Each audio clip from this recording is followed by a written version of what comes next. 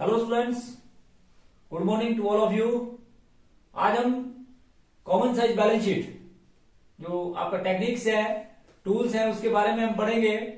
तो what are the tools of analysis of financial statement, जिसमें आप लोगों ने पिछली वीडियो के अंदर पढ़े कि ये दो टाइप्स के होते हैं, जिसमें कॉमन साइज बैलेंस शीट और common size statement of profit and loss account. तो सबसे पहले हम बात करते हैं what do mean by common size balance sheet. तो common size balance sheet, what do mean by common size balance sheet? Common size balance sheet is a statement are those in which individual figures are converted into the percentage of common base।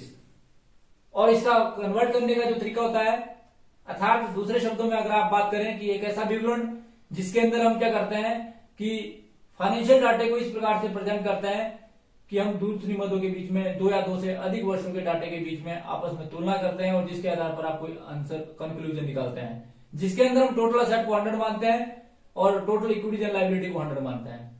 ध्यान रखें इस बात का, हम common size balance sheet की बात कर रहे हैं। तो कॉमन साइज बैलेंस शीट में टोटल असेट को 100 और टोटल इक्विटीज एंड लायबिलिटी को 100 माना जाता है। और टोटल असेट की तुलना में अन्य असेट कितने? टोटल असेट 100 कैसे आएगा? Total asset divide by total asset multiply by 100, that means कि 100%। इसी प्रकार से टोटल इक्विटीज एंड लायबिलिटी 100 कैसे आएगी? Total equities and liability divide by total equities and liability multiply by 100, that means कि 100। इसका मतलब कि 100 माना जाएगा। 100 माने जाने का मतलब है कि 100 ही परसेंट आएगा, तो इसलिए 100 माना जाएगा। और जिसके मद के आधार पर आप अन्य मदों की तुलना करेंगे और जिसके आधार पर आप वित्तीय विवरणों का विश्लेषण करेंगे। तो ये आप ध्यान रखें कि जब दो या दो से अधिक वर्षों का डाटा आपके पास दिया होता है और जिसके आधार पर आप किसी कॉमन बेस के आधार पर आप उनके बीच में होने वाले परसेंटेज चेंज को निकालते हैं, जिसमें टोटल असेट और टोटल लायबिलिटी को 100 माना जाता है। टोटल असेट की तुलना में अन्य असेट कितने हैं या टोटल लायबिलिटी और इक्विटीज की तुलना में अन्य लायबिलिटी या कैपिटल कितनी है, उसका अनुमान लगाया जाता है और जिसके आधार पर आप वित्तीय विवरणों का विश्लेषण करते हैं। तो कॉमन साइज बैलेंस शीट के अंदर आप वो सारे कार्य करेंगे। अब बात आती है इसके ऑब्जेक्टिव्स क्या है। What are the objective of common size balance sheet? Common size balance sheet के ऑब्जेक्टिव्स क्या है? Number 1, to show the change in the various item of the balance sheet. अभी आप लोगों को बताया कि various item of balance sheet, क्योंकि अब आपको काफी कुछ एक्सप्लेनेशन भी आ गई होगी कि various item of balance sheet में कितना परिवर्तन हुआ। टोटल असेट की तुलना में current asset, non current asset कितने हैं, या टोटल लायबिलिटी एंड इक्विटी की तुलना में share holder fund, non current liability और करंट लायबिलिटी कितनी है, उसका पता आपको लग जाता है। उसके बाद to determine the trend in different item of asset, liability and equities and liability. तो मैंने जैसे आपको बताया कि उसके बाद आप ट्रेंड तीन आइटमों में अगर परिवर्तन हुआ तो कैसा परिवर्तन हुआ, कितना परसेंट परिवर्तन हुआ। अगर मान लो प्रीवियस ईयर में वह 100% थी और नेक्स्ट ईयर में वह 200% हुई, इसका मतलब आपने एसेट और खरीदे होंगे। ठीक है, इसी प्रकार से आपकी लायबिलिटी कम हुई तो इसका मतलब है कि it determine the trend that the asset position, the financial position of the business is very satisfactory. Reason being क्योंकि आपके असेट बढ़े और लायबिलिटी आपकी कम हुई। इसका मतलब क्या है कि आपको ट्रेंड के बारे में बताता है और कितना परसेंट चेंज हुआ, कितना परिवर्तन हुआ, उसके बारे में भी आपको पता लगता है। कॉम्प्लेक्स से कॉम्प्लेक्स डाटे को सिंप्लीफाई करना ही इन टेक्निक्स का मेन मोटिव होता है। उसके बाद टू जज the relative financial position of the different enterprises. अब मैंने जब भी बताया था आपको कि डिफरेंट एंटरप्राइजेस का मतलब होता है एक बिजनेस बहुत बड़ा और एक बिजनेस बहुत छोटा है।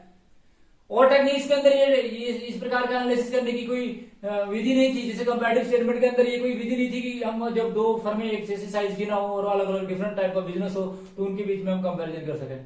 तो यहाँ पर जो है वो भी संभव है, क्योंकि मैंने जैसे आपको बताया वो परसेंटेज बेस होता है और कॉमन बेस होता है। अपने एसेट की अपने एसेट से तुलना करनी है, फिर परसेंटेज से भी तुलना करनी है। तो हम उसके बेस पर क्या कर सकते हैं कि बड़े बिजनेस की और छोटे बिजनेस का भी जो है वो जज कर सकते हैं कि इसमें रिलेटिव फाइनेंशियल पोजीशन में क्या परिवर्तन हुआ। छोटा बिजनेस है, छोटे स्तर पर काम कर रहा है, उसकी फाइनेंशियल पोजीशन उसके छोटे स्तर पर आंकी की जाती है और बड़े बिजनेस की फाइनेंशियल पोजीशन उसके बड़े स्तर पर आंकी जाती है।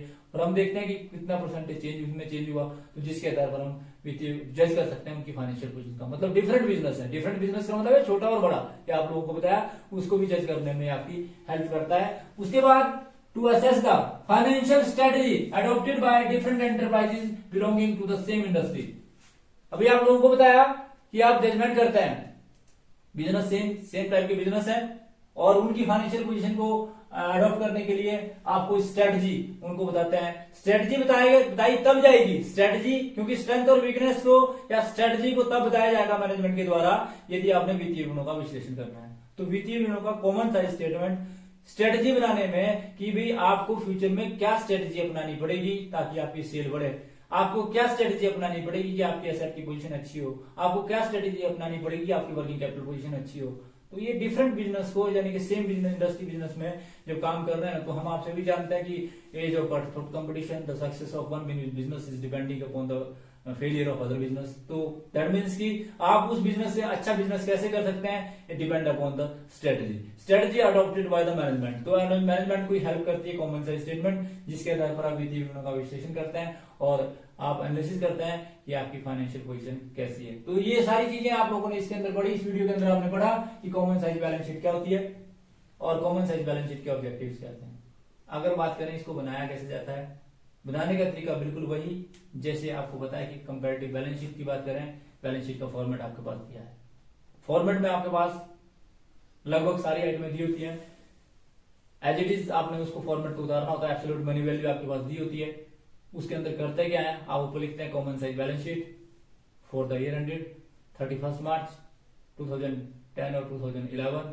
अगर 2 ईयर्स की आपके पास डाटा दिया होता है, लाइन ऑफ डिमार्केशन लगाएंगे। पहला कॉलम पर्टिकुलर्स का है, पर्टिकुलर के कॉलम में मैंने जैसे आपको बताया कि जितनी भी आइटमें एज इट इज लिखी जाती हैं, इसमें इक्विटी एंड लायबिलिटी से स्टार्ट की जाती है, फिर शेयर होल्डर फंड, फिर शेयर कैपिटल, फिर share application money pending allotment, फिर नॉन करंट लायबिलिटी की आइटमें, फिर करंट लायबिलिटी की आइटमें, फिर total liability, equity and liability कर देते हैं। फिर आपके करते हैं असेट साइड जाते हैं, असेट साइड में सबसे पहले नॉन करंट असेट लेते हैं, फिर आप करंट असेट लेते हैं, फिर टोटल असेट लेते हैं।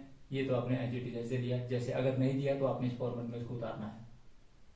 फिर आपके पास प्रीवियस नोट नंबर दिया होता है, नोट नंबर के बाद आपके पास प्रीवियस ईयर का फिगर दिया होता है, फिर आपके पास करंट ईयर का फिगर दिया होता है। फिर आपने परसेंटेज चेंज निकालनी है, एब्सोल्यूट इंक्रीज और डिक्रीज नहीं निकालना है, आपने परसेंटेज चेंज निकालनी है। परसेंटेज चेंज कैसे निकाली जाएगी, percentage change of previous year और percentage change of current year, जिसमें आप क्या करते हैं कि particular asset divide by total asset या particular liability divide by total liability liability multiply by 100 से मल्टीप्लाई करना है। परसेंटेज चेंज निकालने के लिए आप सभी जानते हैं कि परसेंटेज तब निकलती है जब आप 100 से मल्टीप्लाई करते हैं। तो पर्टिकुलर आइटम को आप टोटल असेट से या टोटल लायबिलिटी से डिवाइड करेंगे, इक्विटी एंड लायबिलिटी से डिवाइड करेंगे, 100 से मल्टीप्लाई करेंगे, जो आपके पास आएगा वो आपका आंसर होगा और इस प्रकार से परसेंटेज चेंज होगा। क्वेश्चन करना कोई ज्यादा बड़ी बात नहीं है, आप लोगों को प्रैक्टिकल थ्योरेटिकल पोर्शन आपको समझ आना चाहिए, उस थ्योरेटिकल पोर्शन को आप प्रैक्टिकल इंप्लीमेंटेशन देते हैं, बस कैलकुलेशन का काम होता है और वो प्लस माइनस और परसेंटेज निकालना वही काम है इसके अंदर। बाकी ज्यादा कोई ऐसा काम नहीं है, हार्ड एंड फास्ट रूल कोई नहीं है। जैसे आप लोगों को बताया कि एक रूल और रेगुलेशंस को आप फॉलो करते हैं और जिसके आधार पर इसको निकालते हैं। तो इस प्रकार से आप जो है वो कॉमन साइज बैलेंस शीट का what are the points you will be remember and how to prepare a common size balance sheet, तो किस प्रकार से आप इसको बनाते हैं वो आप लोगों ने सीखा। बैलेंस शीट का फॉर्मेट आपको बता देते हैं भी, अभी आप लोगों को बताया था भी कॉमन साइज बैलेंस शीट किस प्रकार से बनाई जाती है। तो particular common size balance sheet जब आप बनाते हैं तो ऊपर लिखते हैं common size balance sheet as on या as at 31 March 2014 and 2015। Particulars, note number, absolute amount, percentage of balance sheet. तो इसमें सबसे पहला कॉलम जो आपका लाइबिलिटी साइड में, आपको फॉर्मेट तो पहले ही बताया भी, इक्विटीज एंड लाइबिलिटीज होती है। इक्विटीज लाइबिलिटी में शेयर होल्डर फंड होता है, शेयर होल्डर फंड में share capital, equity share capital और प्रेफरेंस शेयर कैपिटल, फिर reserve and surplus. Non current liability में लॉन्ग टर्म बोरोइंग्स और लॉन्ग टर्म प्रोविजंस और अदर लॉन्ग टर्म लाइबिलिटी भी होती है। इसी प्रकार से करंट लाइबिलिटी में short term borrowings, trade payables, other current liability and short term provision होते हैं, फिर टोटल करते हैं। तो इस प्रकार से जैसे आप लोगों को बताया भी, ये 100 माना, 100 क्यों माना, क्योंकि टोटल असेट को 100 माना जाता है। Total asset divide by total asset multiply by 100 that is 100% and 100%। तो टोटल असेट और टोटल लाइबिलिटी को 100 माना जाता है, सबसे पहले आपको पता होना चाहिए। फिर असेट में non current asset, fixed asset, tangible, intangible, non current investment, long term loans, फिर करंट असेट आएंगी साइड। तो करंट असेट में आपका current investment, inventories, trade receivable, cash and cash equivalent, short term loan advance, other current asset, total asset 100 माने। तो इस प्रकार से आप सभी ने देखा कि इसके अंदर जो इसका फॉर्मेट था करंट इन्वेस्टमेंट, ध्यान रखें इस बात का, करंट इन्वेस्टमेंट करंट असेट है। यदि सिंपल इन्वेस्टमेंट दी है that is a part and parcel of non current asset. इसी प्रकार से कई बार जो आपका करंट जो इन्वेस्टमेंट एंड लोन एडवांस दिया होता है या शॉर्ट टर्म लोन एडवांस दिया है जैसे, तो अगर शॉर्ट टर्म लोन एडवांस नहीं लिखा है तो इसका मतलब है कि लोन एडवांस, यदि भी लोन जो होता है वो लाइबिलिटी होती है, परंतु यदि लोन एडवांस आपका असेट साइड दिया है तो दैट इज करंट असेट या नॉन करंट असेट। तो इस बात का भी आप ध्यान रखें, इस बात को आप बड़े ध्यान से समझ लें। तो इसके बाद जब आप इसको प्रिपेयर करते हैं तो कैसे इसको प्रिपेयर करते हैं, क्वेश्चन करते हैं, जिससे आपको थोड़ा क्लियर होगा। तो अब क्वेश्चन के बेस पर आपको बताते हैं कि आपके पास कॉमन साइज बैलेंस शीट थी सूर्या लिमिटेड की, और as at 31 March and 31 March 2014 and 2015। तो किस प्रकार से इसको बनाया जाएगा। तो हमारे पास पहला कॉलम पर्टिकुलर का नोट नंबर, एब्सोल्यूट अमाउंट और percentage change 2014 and percentage change 2015 आपको निकालनी है। इक्विटी एंड लायबिलिटी में शेयर होल्डर फंड आपके पास दिया है, एज इट इज आपने बैलेंस शीट की आइटमों को उतार लिया। आपने बैलेंस शीट की आइटमों को एज इट इज उतारा, फिर आपने परसेंटेज चेंज कैसे निकालनी है आप लोगों को बताया था कैसे निकालनी है। जैसे equity share and share capital divide by total liability and equity multiply by 100 that is 48.78%। इसी प्रकार से reserve 1400 divide by 8200 that is total equities and liability multiply by 100 that is 17.07%। इसी प्रकार से non current liability 400 divide by 8200 multiply by 100 that is 4.88। इसी प्रकार से current liability, non current liability में trade payables 2400 divide by total liability equities and liability multiply by 100 that is 29.27%। फिर 2015 की भी ऐसे निकालेंगे, 8000 divide by 11840 multiply by 100 that is 67.57%। 1400 divide by 11840 multiply by 100 that is 11.82%। इसी प्रकार से आपका 800 divide by 11840 multiply by 100 that is 6.76%। और करंट लायबिलिटी में भी trade payables 1640 divide by 11840 multiply by 100 that is 13.85%। तो ऐसे निकालते हैं, मतलब आपने इसको टोटल असेट और टोटल लायबिलिटी को 100 मानते हुए। इसी प्रकार से असेट में फिक्स्ड असेट आपके पास दी जिसमें टेंगिबल है 4000 divide by 8200 multiply by 100 that is 48.78%। Non current investment 1800 divide by 8200 multiply by 100 that is 21.95%। इसी प्रकार से करंट असेट है 2400 divide by 8200 multiply by 100 that is 29.27%। इसी प्रकार से अगर आप नेक्स्ट ईयर की बात करें तो 9800 divide by 11840 multiply by 100 that is 82.78%। 1000 divide by 11840 multiply by 100 that is 8.44। और 1040 divide by 11840 multiply by 100 that is 8.78%। तो आप लोगों ने देखा कि इसके अंदर जो है कि किस प्रकार से जो है आपके पास ऑलरेडी बैलेंस शीट दी होती है, टोटल असेट और टोटल लायबिलिटी को 100 मानते हैं, जिसमें प्रीवियस ईयर का परसेंटेज और करंट ईयर का परसेंटेज निकालते हैं, जिसके आधार पर आप वित्तीय विवरणों का विश्लेषण करते हैं।